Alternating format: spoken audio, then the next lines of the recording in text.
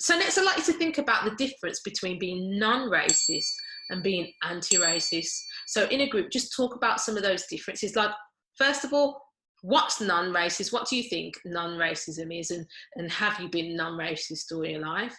And what's anti-racism? What's the difference? What makes you an anti-racist? So just list out those differences and have a little bit of a discussion. So hopefully you've had a really good discussion about that, and you've started to see that actually being non-racist means no action. There's no action behind anything you do. You might have conversations amongst your family members. You might be disturbed by racism, what you see, but actually you don't intervene and you don't act on that. So you're neutral, basically. You stand on neutral ground when you witness or see racism. So you might not be a racist, but you don't act when you see racism at play.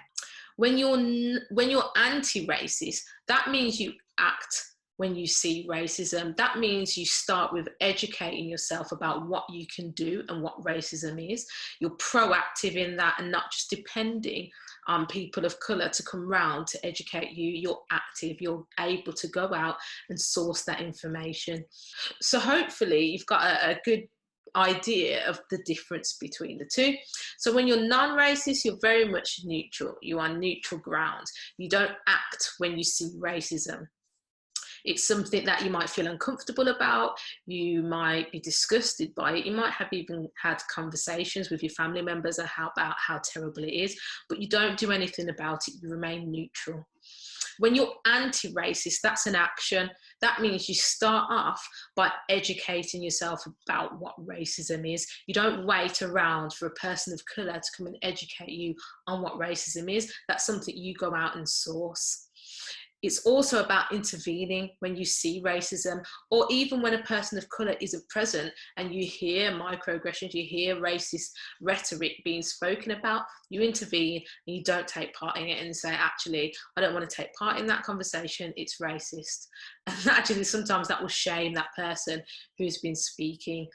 You also recognise that you can report racism. If it's externally, you can report it as a hate crime to the police. And if it's internal, then you can report it to your line manager or to our anti-racism email address. You can also speak to that person who's experienced racism and offer them some support. They might not know what support's available, so you could source that information and say, look, I've saw this, it's not right.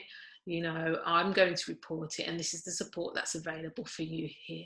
This is the actions of an anti-racist person, and we're becoming an anti-racist organisation. We're really transitioning from that neutral ground to a position that actually intervenes, because we cannot ignore human rights violations and justify it on the grounds of remaining neutral or not wanting to get involved. It's time now for everybody to play a part in being anti-racist.